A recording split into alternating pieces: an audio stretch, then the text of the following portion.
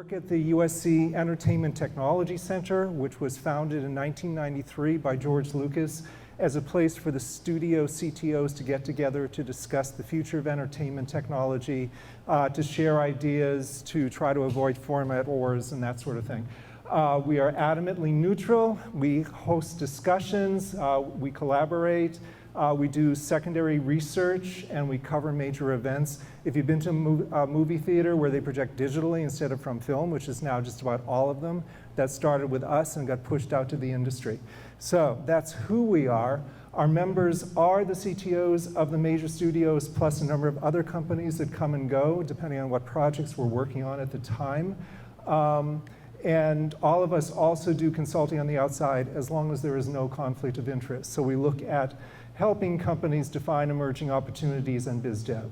So what I'm going to cover very quickly is what is virtual reality, what are the technologies behind virtual reality, mostly on the consumer side, what is the language of virtual reality and how is it unique from other forms of creativity, how has VR been used in other industries, where are the opportunities, where's the money, and where can you learn some more if you want to learn more about virtual reality.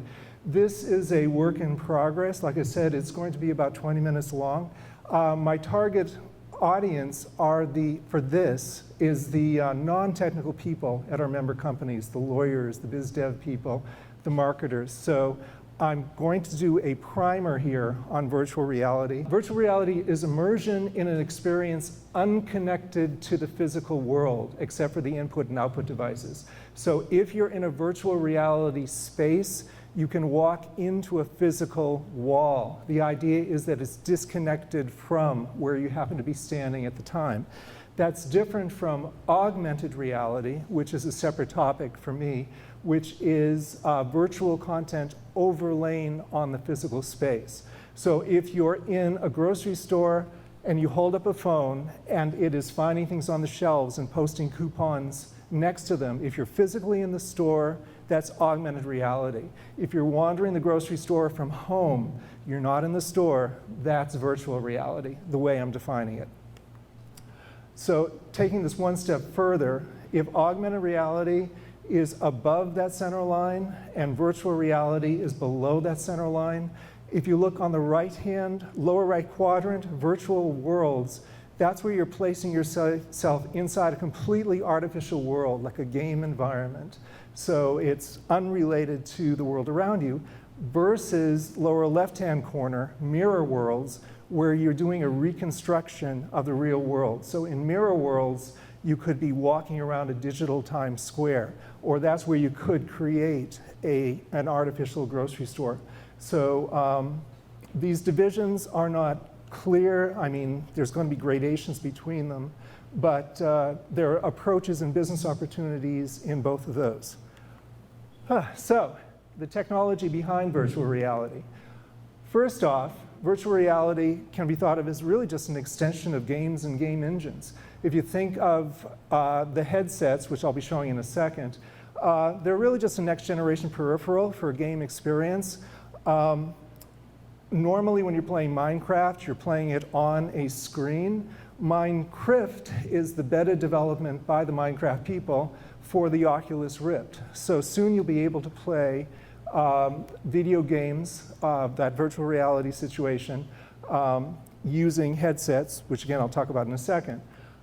However, if you want to create a real-world virtual reality experience or capture the real world for a virtual reality experience, there are now cameras out there that will let you do it. The Jaunt on the left-hand side has 8 cameras of studio quality around it and 2 pointing up, so 10 total. And it's already being used to produce professional content for shorts and for bonus material for major motion pictures. The Gear Optics in the middle is for the consumer market. It's a Kickstarter project. It fits in the palm of your hand. It's going to be out around Christmas time. It's waterproof. It plugs into your laptop, so it's geared for the consumer market. But the point is, you can capture the world around you if you want to use it for creating a virtual environment. Then if you want to display it, there are basically two approaches. One is the integrated mounted display. We've all heard of the Oculus Rift and the Sony Morpheus, but there are a couple of dozens of players out there. These are just the two that are getting the press. They're integrated because they contain in one unit both the display and the motion sensors that track your head motion and some other sensors. But it's just one unit that plugs in, usually by a wire connection, into a computer of some sort. That's different from head-mounted displays with mobile devices that you stick in. The one that's getting the press now is the Samsung Gear VR on the left. So that takes the Samsung Galaxy Note 4, which is a large phone, and plugs into a head-mounted display that Oculus developed in partnership with them. There are disadvantages to this approach right now, which I won't go into, but you can ask me later.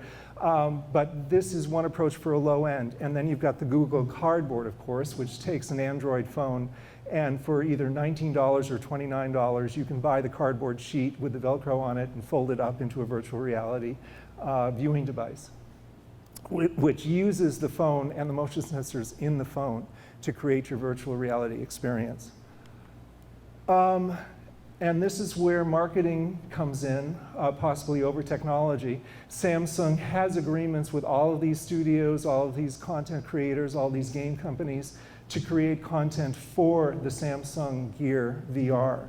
So there's going to be a Samsung store where you can buy all this stuff. The point being, if you saw the history of other devices, if you create the environment like the iTunes store, you're probably in a much better position to succeed than if you don't. And Samsung is well positioned, even though the response and some other characteristics of that Gear VR is less than Oculus. In fact, Oculus says this is the low end by the Oculus Rift for the high-end experience. Okay, you also need some sort of controller, some way of recording and giving the system feedback on your body movement, whether it's hands, feet, running, etc. And in some systems, you want to get haptic feedback. Again, this has been around for gaming systems, but it is now moving into virtual reality where they're creating special things for the VR headsets. Haptic feedback just means that if you shoot something in a game with a gun, that device he's holding will recoil. So it's a way of getting feedback from the game into what you're doing. Okay, the fun stuff, the language of VR. And it's not that VR is unique, but the question is, what in virtual reality do you have to think about to take into account more than you normally do when you're talking about film or gaming or some other storytelling media? One of them is have a reason for doing something in VR. I've spoken to a lot of script writers in the last couple of weeks who are saying, I'm going to develop a script for virtual reality because Samsung is funding it or Oculus has a competition. And the question I ask them is there a reason to do it in VR, or are you putting someone in that headset but giving them nothing to see when they look around? Is everything straight in front of you? I love the metaphor of Dr. Seuss, where on every page of a Dr. Seuss book, even if it has nothing directly to do with the storyline, there's always something to see. If you're creating VR content, make sure there's something all around to justify the effort. Okay, do you want the audience to look around or to roam freely? If you're shooting live with those cameras, by definition, the person can only travel like they're sitting on top of the camera. You're limiting where they can go, but you may be increasing the richness of the experience versus your standard computer game environment, computer-generated VR, where you can wander freely through the space. And it may be you can't create as rich an experience because you're not controlling a storyline. You're really just creating an environment into which to throw stories that you hope to guide them through. So you have to choose between those two, and it'll determine which equipment to use to create the content. Really big one, audio design is very powerful in virtual reality, even more than in gaming, even more than in movies. It can overpower any sort of shortcomings in the visuals. This is a screenshot on the left of virtual food bank from Nani Della, who's at USC. It's a screenshot of a person having a diabetic seizure on a sidewalk. And Nani went out and recorded the sound of everybody around that scene. And so when you walk up to them, you can hear them.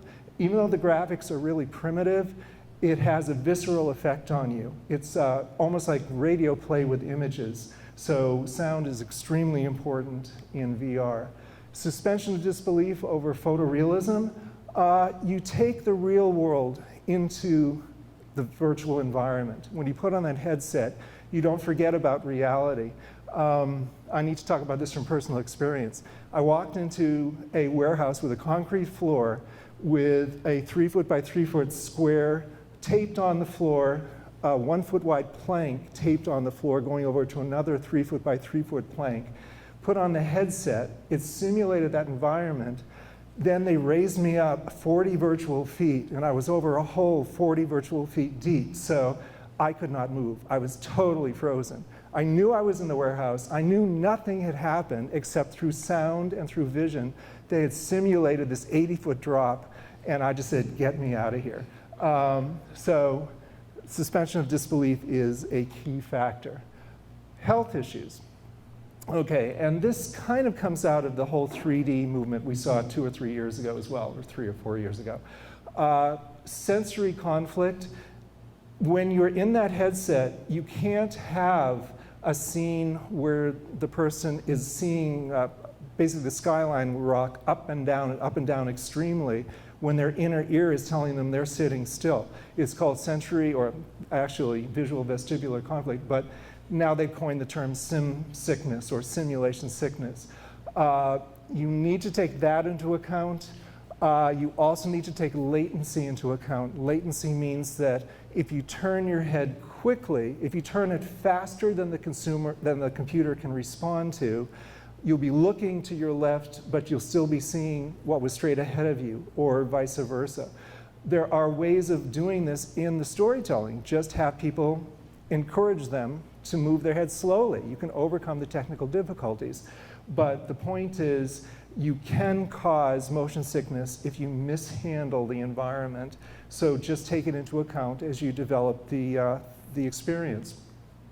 All right, just one slide on VR and other industries. The key takeaway is virtual reality has been around for 30 or 40 years. It's been used in military simulations. I was using it in the oil and gas industry 30 years ago. What you're seeing now is a rebirth of it as they're trying to move it into the consumer market and the entertainment market. So there's a whole new category of players, but the basic concepts are just being updated from what's been used all through the last 3 or 4 decades. I love this thing on the right here, Top Gun, the Neurosurgery Challenge. The guy is doing telemedicine on a simulated body as part of a competition by the American Society of Neurological Science Surgeons. I'm not sure what the prize is, but it's an interesting concept. All right, where is the opportunity? This is my one slide in this deck with money on it. This consulting firm from the UK, K0, they're credited at the bottom, has done what I consider to be a fairly conservative estimate on the growth of this market, assuming there is consumer take-up on virtual reality, and they're estimating like a 1 to 3% initial adoption. They foresee that by 2018, this could be it's cut off, but it's about a $9 billion market, split half and half between software in green and hardware and input devices in blue and red. So it has tremendous potential for growth. And this estimate does not include augmented reality and does not include the non-consumer or industrial virtual reality applications. As far as market research goes and where the next generation is coming from, there is one study I've found so far of kids aged 7 to 12. They're very comfortable in this environment. They report not getting motion sickness. They prefer first-person activities over third-person. In other words, they want to be the body in the space, but they want to see their hands and their feet. They don't like it when they look down and they can't see their feet. They want to be able to develop their own experiences in the space. The younger ones prefer that looking around situation, whereas the older ones want to wander through the space. And in unprompted questions of how would you use this, almost all these kids said virtual field trips or virtual history journeys, educational uses on top of the entertainment stuff. So the one that was repeated by a number of kids was Titanic. They want to be standing next to the cabin, next to the captain, and they want to be down in steerage. They want to see what it's like to be on the Titanic while it's sinking. So, all right. Okay, so back to this slide. In terms of where the opportunities are, as I mentioned, the lower right-hand quadrant is the low-hanging fruit. Gaming will be converted over. It's probably the first market because gamers do buy peripherals they're willing to spend for this stuff. But studies have also shown that teens and young adults want to use it, well, girls want to use it for fashion and for socializing, more than guys. The guys just want to play games in it. And kids and tweens want to get into Club Penguin type environments. For me, the more interesting side, because it's more adult-oriented, is the lower left. Virtual tourism, live concerts, putting up those cameras in concert venues so that you're free to wander around during the concert, but doing it from your home, has tremendous potential. But one of the biggies for me is the expert guides and consultants. What you've created, this digital space, you can find experts in various aspects of where that real world is being constructed, and they could basically consult. They could either consult in the development of those spaces or be guides for private tours of spaces. So those are some of the opportunities that we see coming. All right, if you want to learn more, for one thing, go over to the Grove on September 21 and September 22 between 11 a.m. and 7 p.m. NBC, in partnership with Oculus Rift, or actually the other way around, is going to let you experience being a judge for The Voice for the blind auditions. So if you want to experience this firsthand, that's right across town. Give it a shot. If you want something a little more long-lasting, that's his VRLA, Virtual Reality Los Angeles. It's a meetup group. They have been putting on some amazing events lately where they've had, the last one was out in Simi Valley, where they had like 24 demonstrations. The thing lasted about 4 hours, and it's a great way to meet the community as well as try out some things. Virtual Reality Newsletter out of K0, that's the website. Road to VR is a website for where they post news about virtual reality, and then the Reddit virtual reality group is a good source of information as well. And that's it. So please, as I said, email me your comments, your thoughts, what I've missed, what I've gotten wrong, open issues, and I would appreciate it so I can help build this thing out. And I'm done.